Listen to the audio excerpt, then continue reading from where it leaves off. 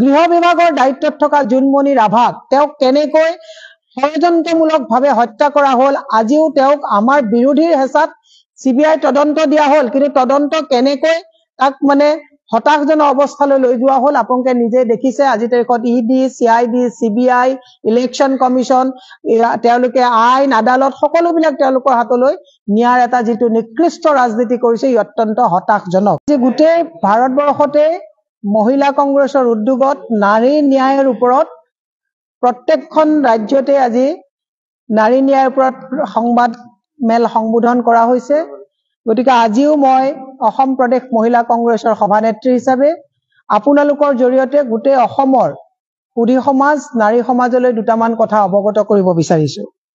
NCRB যদি আপোনালোকে report চাই, NCRB ৰিপৰ্ট অনুসৰি সবকা সাথ সবকা বিকাশৰ কথা কোৱা, মহিলা সবলীকৰণৰ কথা কোৱা, নাৰী ন্যায়ৰ কথা কোৱা চৰকাৰখনৰ দিনত আজি NCRB ৰিপৰ্টত অসমত নাৰী নিৰ্যাতন, নাৰী সৰবৰাহ, নাৰী ধৰ্ষণ, নাৰী আতিশায্য আজি তাৰিখত অসমৰ অৱস্থা অত্যন্ত হতাশজনক।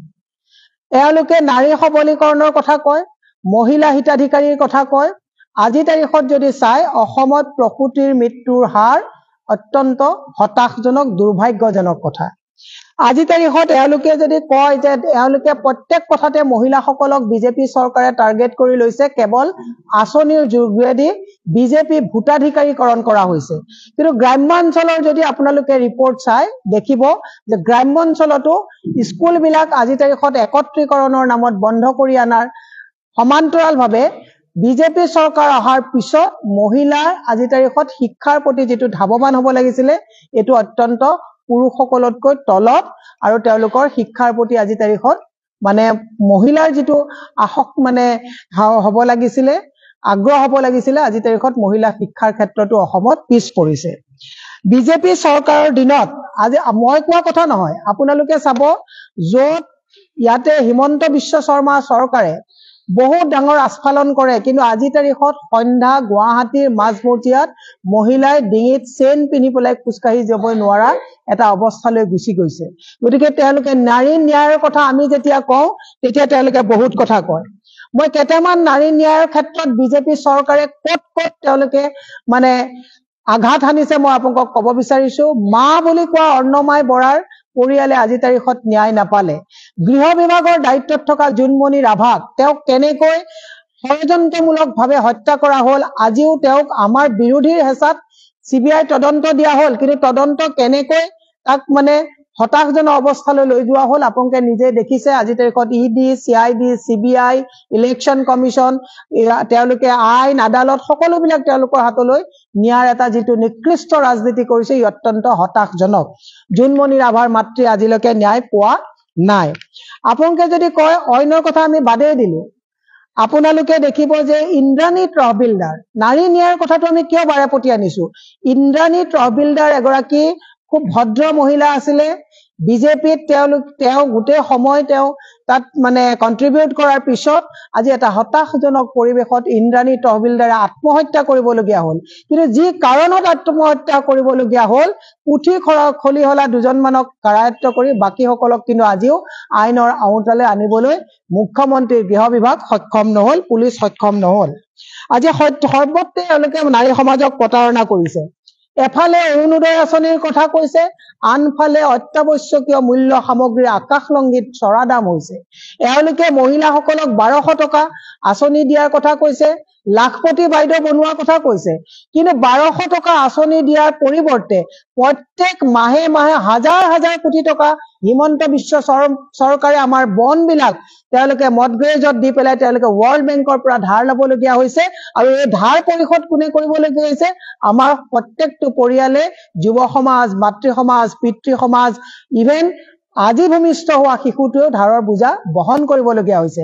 আমি হিমন্ত বিশ্ব শৰ্মা চৰকাৰক কৈছো আপোনালোকে আঁচনি দিয়ক, আমি বেয়া পোৱা নাই, কিন্তু সঁচা অৰ্থত যদি মহিলা সবলীকৰণৰ কথা কৈছে, মহিলা সুখত থকাটো বিচাৰিছে, তেতিয়াহ'লে অত্যাৱশ্যকীয় সামগ্ৰী এগৰাকী নাৰীয়ে পাকঘৰত কম দামত বস্তু অহাটো বিচাৰে, যাতে ল'ৰা ছোৱালীক পুষ্টিকৰ আহাৰ খুৱাব বিচাৰে।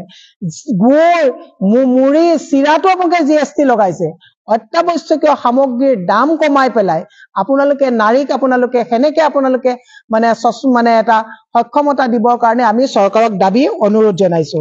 এওঁলোকে মাইক্ৰ' ফাইনেন্সৰ নামত অসমৰ প্ৰতিগৰাকী যিসকলে মাইক্ৰ' ফাইনেন্সৰ দ্বাৰা উপকৃত হৈছিলে তেওঁলোকক প্ৰবল প্ৰতাৰণা কৰিলে। আপোনালোকে দেখিছে, মই চেকখন আনিবলৈ আজি তাৰিখত মোৰ হাতত মই লৈ নাহিলো। আপোনালোকে কেশৱ মহন্তই তেওঁৰ সমষ্টিত 400 টকা, 32 টকা, 45 টকাত মাইক্ৰ' ফাইনেন্সৰ নামত যিবিলাক তেওঁলোকে চেক ডিষ্ট্ৰিবিউট কৰি মহিলাক এটা প্ৰতাৰণা কৰিলে, তাক আমি তীব্ৰ ভাষাৰে নিন্দা কৰিছো। অন্ন, বস্ত্ৰ, বাসস্থান, ন্যায়, শিক্ষা আৰু স্বাস্থ্য এইকেইটা দিয়াৰ কামটো কাৰ? চৰকাৰৰ। আজি আপোনালোকে দেখিছে আমাৰ গুৱাহাটীত প্ৰায় 18টা পাহাৰত 85,000 মানুহে তাত আজি 15-20 বছৰে তাত বসবাস কৰি আহিছে।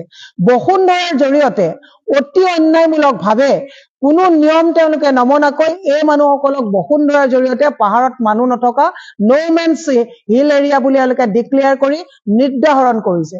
আজি শিলশাকুত তেওঁলোকে বুলডোজাৰ চলালে। শিলশাকুত বুলডোজাৰ চলাই তেওঁলোকক ফ্লেট দিম বুলি ক'লে, কিন্তু আজিলৈকে তেওঁলোকে আজি 5 মাহ হৈ গ'ল কাকো ফ্লেট দিব পৰা সক্ষমতা হোৱা নাই। আজি অংগনবাড়ী যিসকল আমাৰ সহায়িকা আছে তেওঁলোকে তেওঁলোকৰ প্ৰাপ্য দাবীৰ কাৰণে তেওঁলোকে প্ৰতিবাদ কৰিবলগীয়া হৈছে। আশা যিসকল কৰ্মী তেওঁলোকে ঘৰে ঘৰে গৈ আমাৰ মহিলাসকলৰ, গৰ্ভৱতী মহিলাসকলক, ভূমিষ্ঠ হোৱা শিশুসকলক তেওঁলোকে যিটো স্বাস্থ্যজনিত তেওঁলোকে সুৰক্ষাৰ নামত আত্মনিয়োগ কৰে, আজি আশা কৰ্মীসকলে তেওঁলোকৰ প্ৰাপ্য বিচাৰি হাহাকাৰ কৰিবলগীয়া হৈছে। আমাৰ সৰ্বশিক্ষাৰ অধীনত যিসকল ৰান্ধনী আছে, সেই ৰান্ধনী মাতৃসকলে তেওঁলোকৰ যিটো পাৰিশ্ৰমিক পোৱা নাই।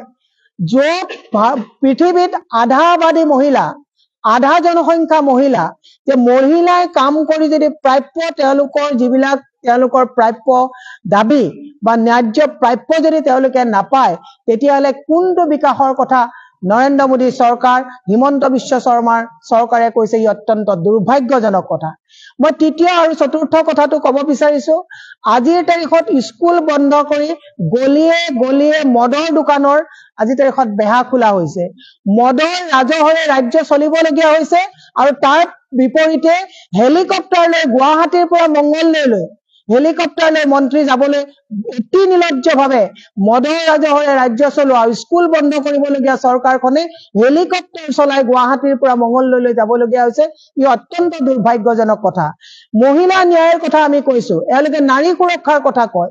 পদপথত যিসকল মহিলাই শাক পাচলি বিকি পেলাই তেওঁলোকৰ পৰিয়াল নিৰ্বাহ কৰি আছে, জিএমচিৰ গুণ্ডা টেক্স 300ৰ পৰা 1200 টকালৈকে মহিলা সমাজে আদায় কৰিবলগীয়া অৱস্থা এটালৈ আহি পৰিছে। গতিকে মই সংবাদ জগতৰ জৰিয়তে অসমৰ মহিলা সমাজক এটা কথা ক'ব বিচাৰিছো যে কেৱল অৰুণোদয়ৰ নামত আপোনালোকে নিজৰ ভৱিষ্যত প্ৰজন্মক যিটো এই চৰকাৰখনে আমাক ধাৰত পুত খুৱাই থৈ গৈছে, তাৰ প্ৰতি ৰাজনৈতিকভাৱে আপোনালোক সজাগ হওক। এফালে আপোনালোকে অৰুণোদয় দিছে, অৰুণোদয় কোনো বিজেপিয়ে ঘৰৰ পইচাৰে দিয়া নাই, আপোনাৰ মোৰ সকলো টেক্সৰ পইচাৰে দিছে, যিটো মানসিকভাৱে চেপাত ৰাখিছে যে অৰুণোদয় তোমালোকক তেতিয়াহে পাবা বিজেপি মিটিঙলৈ আহিব লাগিব, তোমালোকে আঁচনি তেতিয়াহে পাবা, তেতিয়াহে তোমালোকে ৰেচন কাৰ্ড পাব লাগিব।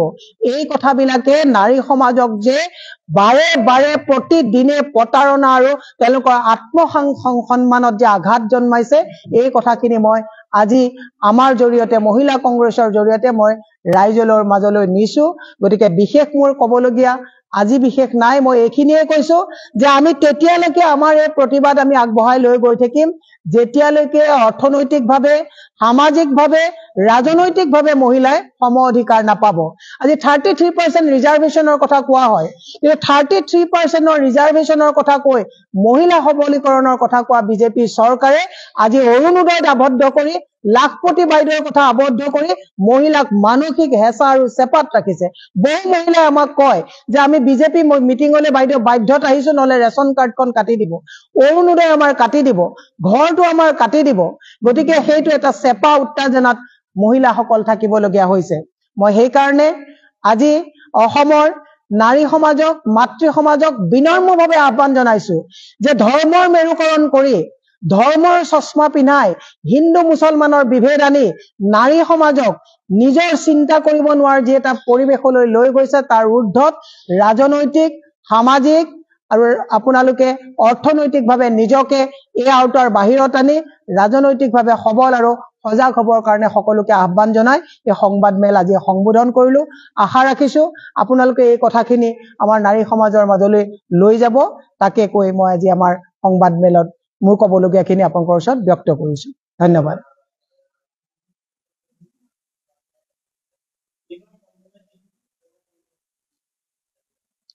না, ডেফিনেটলি 33% ওমেন ৰিজাৰ্ভেশ্যন বিলখন কংগ্ৰেছৰ দিনতে অনা হৈছিলে, কিন্তু আৰু এতিয়া যদিও বিজেপিয়ে এইখনক লাগু কৰাৰ কথা কৈছে, কিন্তু আক্ষৰিকভাৱে তেওঁলোকৰ তাত এইটো লাগু হোৱা নাই।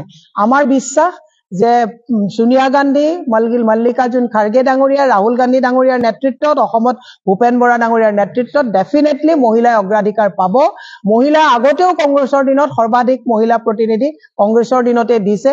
পঞ্চায়তত যিটো 50% কৰা হৈছিলে এইটো কংগ্ৰেছৰে ফচল। গতিকে মহিলা কেতিয়াও কংগ্ৰেছৰ দিনত উপেক্ষিত নহয়, মহিলাই প্ৰাধান্য পাব, এইটো আমাৰ বিশ্বাস।